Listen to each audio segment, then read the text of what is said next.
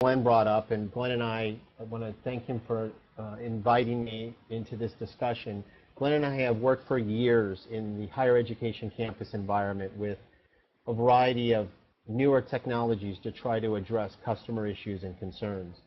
In the state of California, we've had great success in leveraging current IT infrastructure in the higher education with the state of California and the California Region Board universities, as well as public and private education institutions, by implementing access and security within the current IT profile.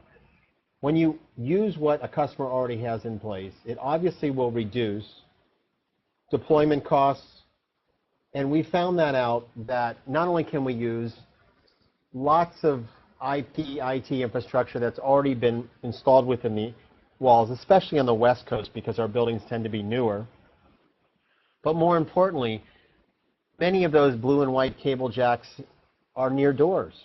So I don't have to put in electrical conduit systems. I don't have to put in endpoint design. I don't have to interrupt student function, research function, or even teaching functions in campuses to construct with trade crafts how to do that. We've done that reduced deployment costs via wireless endpoint protection, such as what was mentioned briefly by Glenn, PoE-driven or wireless battery-powered even locking systems, fully up to commercial class-grade locks with readers and keypads and dual authentication if needed, features built into the point. We also allow through the cloud, because we don't have to maintain all the servers and hardware redundancy on a new rack, when we plug those systems back through the internet to a cloud-based structure, it becomes service-oriented. So accessibility is anywhere all the time.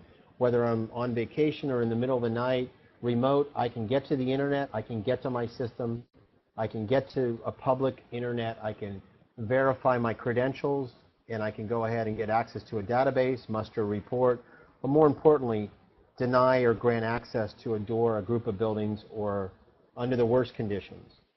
Compliance then has become cloud-driven resources providing interactive redundancy.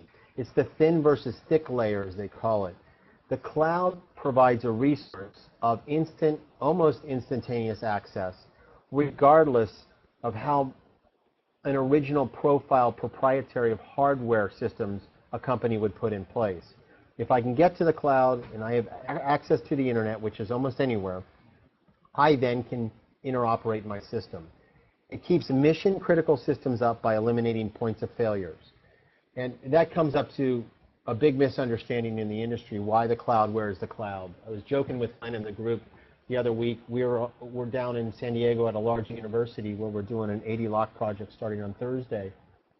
And we're walking around in IT rooms, and the person points to an IT room and says, I know where my servers are, my switches are, my panels are, I know where my connection points are. Every time I go in an IDF room, I don't understand, where's the cloud? It's not on my rack. And because we see things in physical terms, we have to understand that cloud services and the adoption of cloud services has taken some time.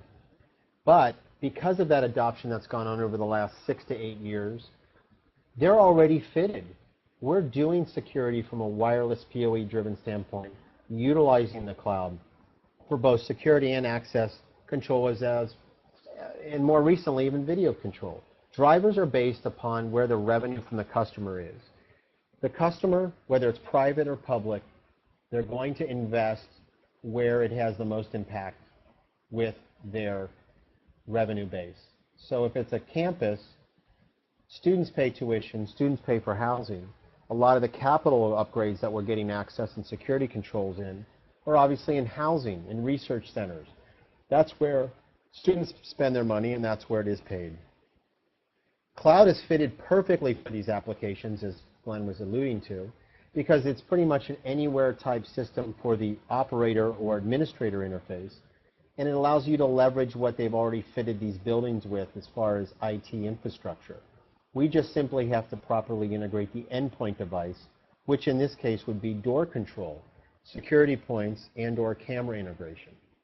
Moving on to the next issue that we run into, it shows that compliancy can be addressed in the most risk-adverse areas, such as a utility energy. So in higher education, we're leveraging endpoint design currently. We're using common new devices such as locks with built-in readers and keypads and wireless NIC cards and interfaces, PoE driven or even battery powered, to allow and grant access to a door. Well, that's the same thing in the highest possible level if we go to the next slide, such as utilities and energy. Higher education has always kind of led a lot of security design within the United States. It's either been DoD driven or it's been campus public exchange driven. Well, that's led us to allow us in a true compliance marketplace, whether it's protecting the grid or the energy grid, to make the same yes or no, grant access, don't grant access. Very spread out geography. We've run all the IT infrastructure, whether it's in the middle of the desert, on top of a rocky mountain as a solar plant, or in the middle of a city, an urban environment. All of these utility energy grid control centers have existing IT infrastructure in place to monitor, maintain our critical energy infrastructure. Because that's the case, they are a perfect place to leverage that infrastructure with a cloud-driven resource. We marry up a profile of hardware in the field so that we can intelligently address the door with an ASA Abloy or an Allergen or other type of lock. We can grant access and grant credentials based on authority level. And now, as Glenn brought to the table, we can also grant what? A video capture feed of the audit trail happening. We can have a camera at the door that can take that snapshot to ensure, from an authentication purpose, that we allowed the right person in, or we have an audit trail showing that. All of that proof of concept is a reality in security these days. It's no longer about showing your hardware and the speed of your processor. Security these days, whether it's higher education or energy, is about proving that you're actually taking care of risk compliance, audit controls, and you can fit it within the customer's current structure of risk reporting. That even is shown in other industries such as communication, which we'll handle on the next slide. The communication, that by definition, whether it's Verizon, Sprint, or others, their brand efficiency is placed upon integrated communications across their network. They're in the business of communication.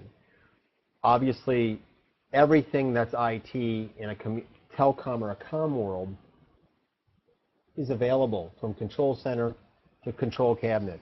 And they need an audit trail that shows a real expertise. They need to know when someone goes out, opens up a control cabinet or a switch, that they did maintenance, whether it's up on a pole or a ground box. Sitting on that pole and that ground box is full IT infrastructure that's measuring and helping support a communication enterprise.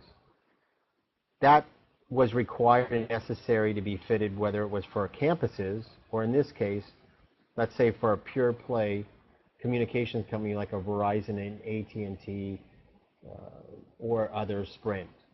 We have the capability to put a reader on a control cabinet, just like we do at a door. Can be PoE driven or battery powered to provide an audit trail.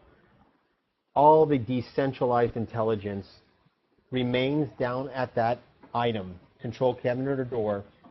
So if there is a telecom failure, we can support, in the most strictest environments, the proper decision to allow someone through a door or to open a cabinet to work on critical infrastructure. IT is available from the control center to the control cabinet. And in the most harsh environment, it's about getting and understanding the importance of resource efficiency. Right now, we need to utilize what's been put in place from an infrastructure standpoint with all of our clients, because the clients are involved in reanalyzing and correcting the problems and points of failures on networks they've already established. So whether it's higher education with campuses spread out over sparse or large geographic areas, whether it could be energy, grid providers, or even telecom, telecommunication centers, or businesses that are in that business, cloud-driven resources can provide the interface for the customer to rely from anywhere. They can get access to it They can interoperate their systems, muster reports, and most important, allow them to manage and mitigate risk under the worst possible circumstances while leveraging what they've already put in place.